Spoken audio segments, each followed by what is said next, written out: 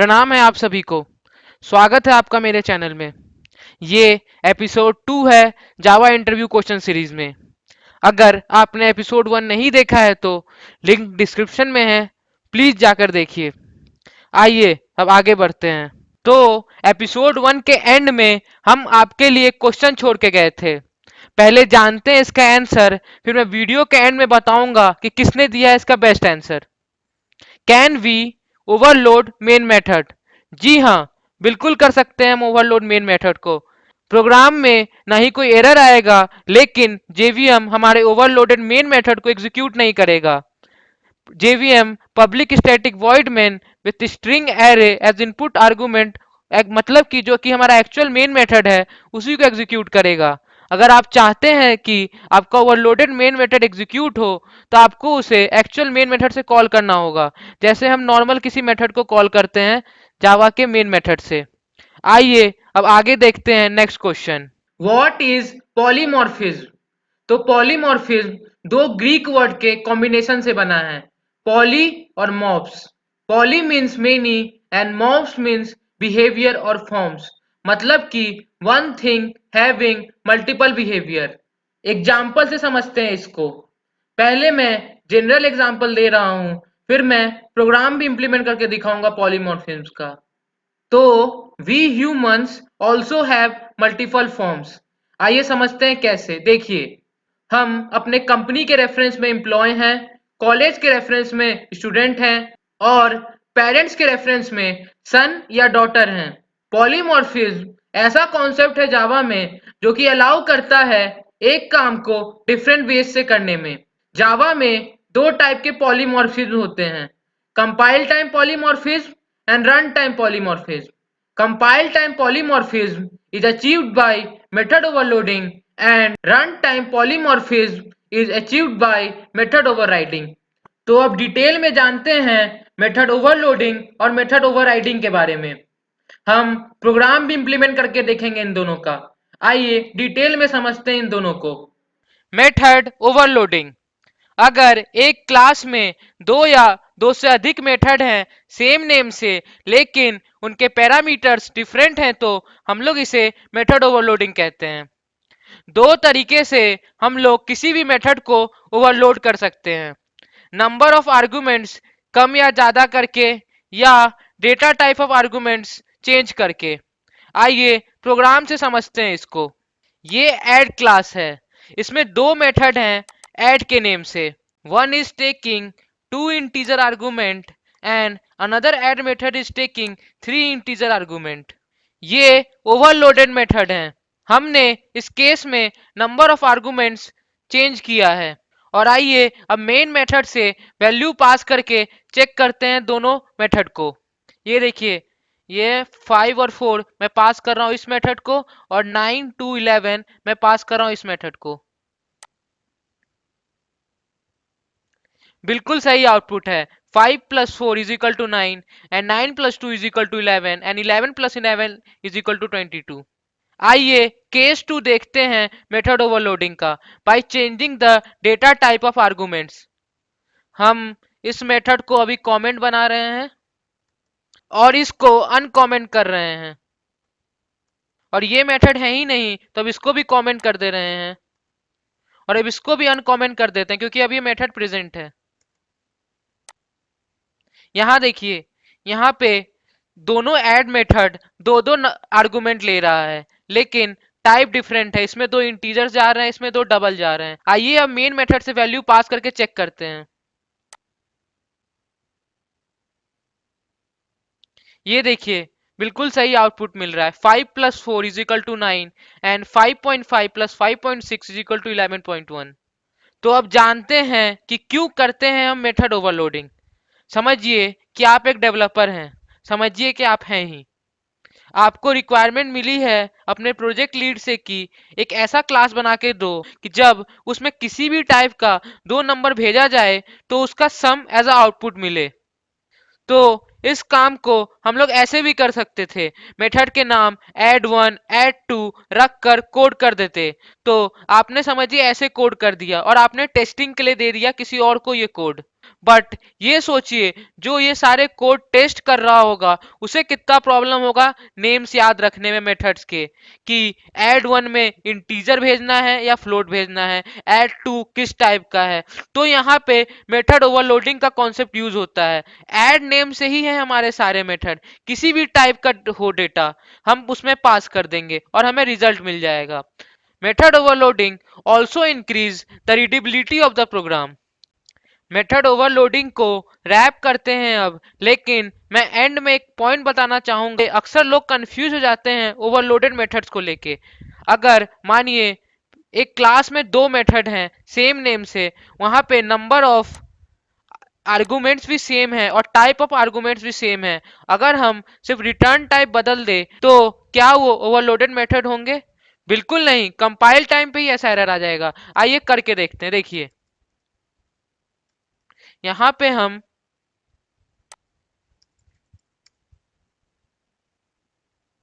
Integer से इसका type long कर दिए हैं, और अब ये वही केस है जो हम डिस्कस कर रहे थे कि दो मेथड के नेम सेम है, नंबर ऑफ आर्गुमेंट सेम है, लेकिन रिटर्न टाइप अलग है। देखिए कंपाइल टाइम पे हमें एरर मिल रहा है कि ऑलरेडी एग्जिस्ट कर रहा है फॉर इंट। सो कंफ्यूज मत होइए कि रिटर्न टाइप चेंज कर देने से मेथड ओवरलोडेड हो जाते हैं। तो नेक्स्ट टॉपिक है मेथड ओवरराइडिंग। तो देखिए अगर किसी सब क्लास ने एक ऐसे मेथड को इंप्लीमेंट कर रखा है जो कि ऑलरेडी पेरेंट क्लास में है, तो सब क्लास का वो method in context to parent class का मेथड एक ओवररिडन मेथड होगा। रूल जानते हैं अब इसका। Name of the method and number of parameter to the method same होने चाहिए दोनों parent class and child class में। ऑल्सो क्लासेस में इजर रिलेशनशिप होना चाहिए, मतलब कि क्लासेस के बीच इनहेरिटेंस का रिलेशनशिप होना चाहिए। इसका पहले रियल लाइफ एग्जांपल देखते हैं, फिर उसी एग्जांपल को प्रोग्राम में इंप्लीमेंट करके और अच्छे से समझते हैं। तो देखिए एक व्हीकल मैन्युफैक्चरिंग कंपनी है जो different type of car, jeep, truck ये सब प्रोड्यूस करती है। ठीक है, तो इन सारे व्हीकल्स में उनका मॉडल नंबर तो डिफरेंट होगा, लेकिन कुछ चीजें कॉमन होंगी, जैसे कि manufacturing company name, brand ambassador, vehicle type like category होगा कि कुछ व्हीकल सिक्स व्हीलर हैं, कुछ एट व्हीलर्स हैं, कुछ फोर व्हीलर्स हैं। ठीक है, तो हम हर अगर व्हीकल का एक डिटेल फेच करने का प्रोग्राम बनाए तो कुछ चीजें कॉमन होंगी बहुत सारे व्हीकल में। ठीक है, तो अब इसी सिनेरियो को प्रोग्राम में इंप्लीमेंट करते हैं और नीड देखते हैं मेथड ओवरराइडिंग का। तो अभी हम जो व्हीकल मैन्युफैक्चरिंग कंपनी का एग्जांपल डिस्कस कर रहे थे उसी का प्रोग्राम देखते हैं। तो समझिए ये एक क्लास है व्हीकल मैन्युफैक्चरिंग कंपनी, ये मेन क्लास है। ठीक है, और ये है पॉलीमॉर्फिज्म एग्जांपल वन, एक दूसरा क्लास है, ये चाइल्ड है, ये एक तरह का व्हीकल है जो प्रोड्यूस होता है इस कंपनी में। ठीक है, तो हम तो ये क्लास इस क्लास को इनहेरिट कर रखा है, मतलब ये चाइल्ड क्लास है और ये पेरेंट क्लास है। तो सबसे पहले हम ये समझते हैं कि हम इनहेरिटेंस करते क्यों हैं।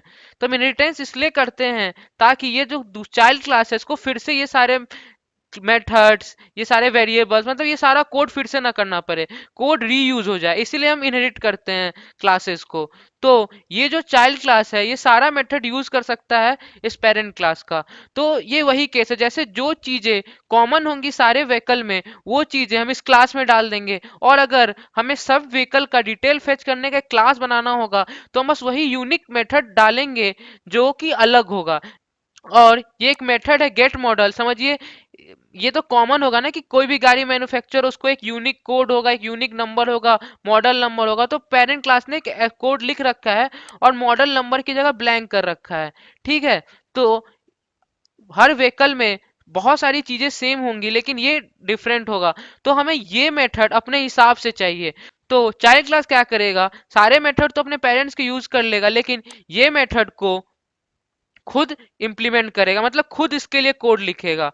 तो अब समझते हैं कि क्यों कहते हैं हम इसको रन टाइम पॉलीमॉर्फिज्म। देखिए यहाँ पे जो मेन क्लास है ये जो मेन क्लास है इसमें हम पेरेंट में चाइल्ड का ऑब्जेक्ट होल्ड कर रहे हैं। जब ये कोड कंपाइल होगा तो कंपाइलर वी के नाम पे जहां पे ये गेट मॉडल है, ठीक है, तो इस वाले मेथड से इसको बाइंड कर देगा।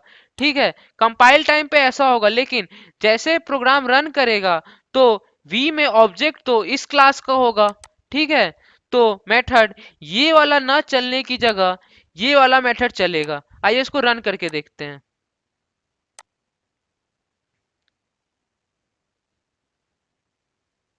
देखिए ये वाला मेथड चल रहा है, और कौन सा मेथड इन्वोक होगा ये रन टाइम पे पता चलता है, इसलिए हम इसे रन टाइम पॉलीमॉर्फिज्म कहते हैं। कंपाइल टाइम पे जब कंपाइलर प्रोग्राम कंपाइल कर रहा था तो उसे वी, जो व्हीकल मैन्युफैक्चरिंग कंपनी टाइप का रेफरेंस है, ये देख के उसे लगा कि उसे इस मेथड से उसे बाइंड करना चाहिए, लेकिन रन टाइम पे इसमें ऑब्जेक्ट इस क्लास का था, इसलिए ये मेथड ना चलने की जगह ये मेथड चल गया, इसलिए इसे हम रन टाइम पॉलीमॉर्फिज्म कहते हैं। मतलब रन टाइम पे हमें पता चल रहा है कि कौन सा मेथड इन्वोक होना है।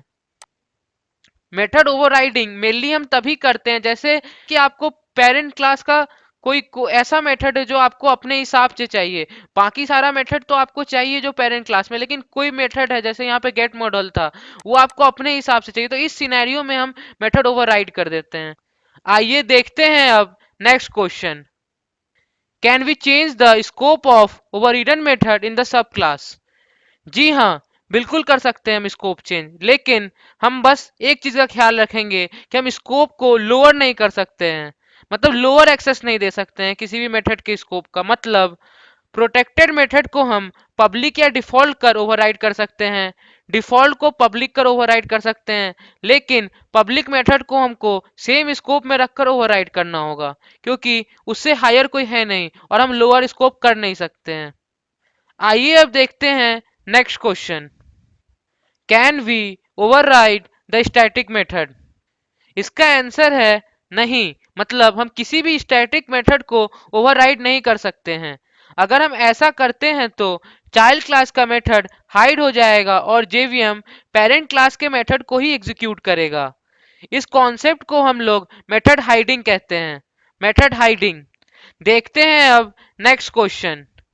Can we make constructor static? नहीं, हम ऐसा नहीं कर सकते हैं। अगर हम ऐसा करें तो कंपाइल टाइम पे ही एरर आ जाएगा।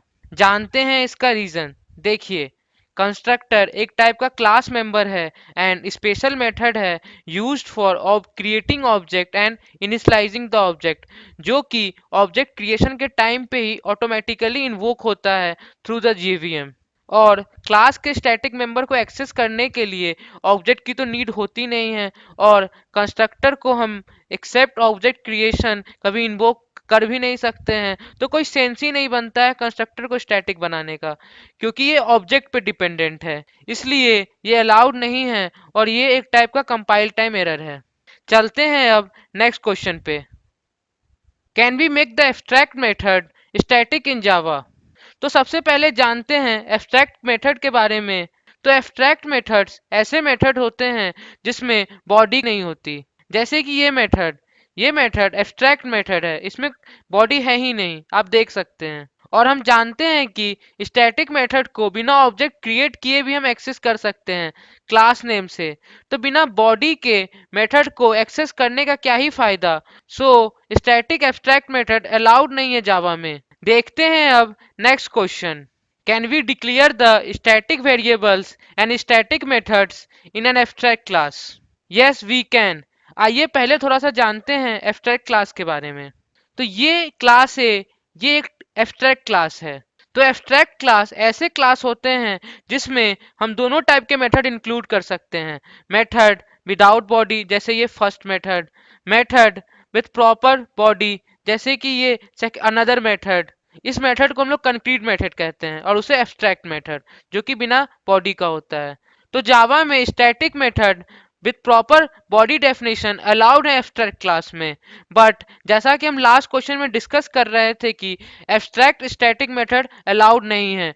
और एक बात कि हम ऑब्जेक्ट क्रिएट नहीं कर सकते हैं किसी भी एब्स्ट्रैक्ट क्लास का डायरेक्टली, तो इस स्टैटिक मेथड को हमें एक्सेस करने के लिए हमें इस क्लास मतलब क्लास के नाम से हमें एक्सेस करना होगा। मतलब अगर हम ये अनदर मेथड को एक्सेस करना चाहते हैं तो हमें इसे ऐसे कॉल करना पड़ेगा, ए डॉट अनदर मेथड, मतलब क्लास के नेम से हमें इसे एक्सेस करना पड़ेगा। आइए अब देखते हैं next question. Can we execute a program without main method? ये आउटडेटेड क्वेश्चन है पर कभी कभी पूछ लिया जाता है कंफ्यूज करने के लिए। तो ये JDK 1.6 तक ये पॉसिबल था, execution of program without main method with the help of static block, but JDK 1.7 onwards ये अलाउड नहीं है। तो यहाँ पे एक वर्ड इंट्रोड्यूस हुआ है, स्टैटिक ब्लॉक। आइए जानते हैं इस स्टैटिक ब्लॉक के बारे में।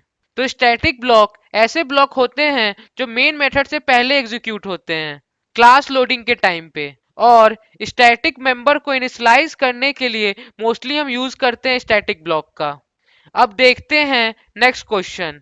What are the restrictions that are applied to Java static methods? Mainly दो restrictions हैं। पहला कि स्टैटिक मेथड कभी भी किसी नॉन स्टैटिक डेटा मेंबर या नॉन स्टैटिक डेटा मेथड को एक्सेस नहीं कर सकता है, और दूसरा दिस और सुपर कीवर्ड हम कभी भी नहीं यूज कर सकते हैं किसी भी स्टैटिक मेथड में, क्योंकि सुपर हम इमीडिएट पेरेंट क्लास के ऑब्जेक्ट को रेफर करने के लिए यूज करते हैं और दिस उसी क्लास के ऑब्जेक्ट को रेफर करने के लिए यूज करते हैं। And static method does not depend on the instance of a class, so ये restriction applied है जावा static method पे।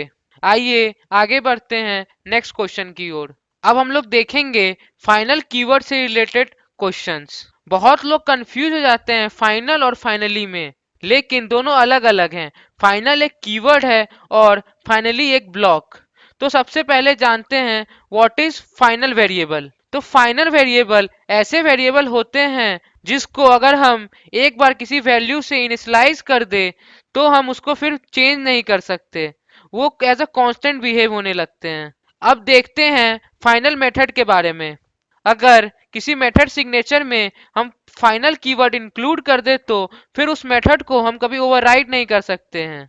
ये जनरली मेथड ओवरराइडिंग को रिस्ट्रिक्ट करने के लिए यूज होता है फॉर मेथड्स। और फाइनल क्लास ऐसे क्लास होते हैं जिसको कोई क्लास इनहेरिट नहीं कर सकता है।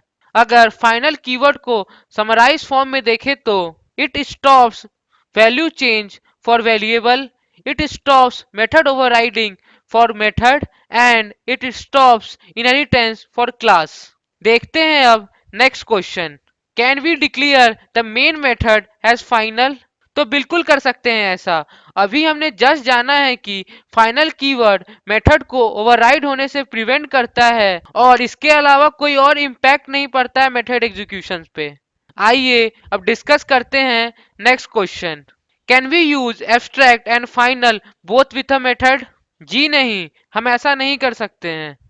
एब्स्ट्रैक्ट मेथड ऐसे मेथड होते हैं जिसमें बॉडी नहीं होती। हम एब्स्ट्रैक्ट मेथड इसलिए बनाते हैं क्योंकि हम बाद में उसे ओवरराइड कर सके और उसे एक मीनिंग दे सके। अगर हम एब्स्ट्रैक्ट मेथड को फाइनल बना दे तो फिर उसे ओवरराइड नहीं कर सकते और ये सेंसलेस होगा, सो ये अलाउड नहीं है जावा में। तो ये रहा अब क्वेश्चन आप लोगों के लिए। How to make write only class and read only class in Java. Comment section में बताइए इसका आंसर, and the best answer will be featured in our next episode. और आइए अब जानते हैं उसका नाम जिसने दिया था लास्ट एपिसोड के क्वेश्चन का best answer. He is Manyu Dhaini. Congratulations Manyu. He is engineer and a blogger. You all can check out his content. इस वीडियो को यहीं एंड करते हैं। मिलते हैं अब नेक्स्ट एपिसोड में कुछ नए इंटरव्यू क्वेश्चंस के साथ। Best of luck for interviews and placement. Thank you.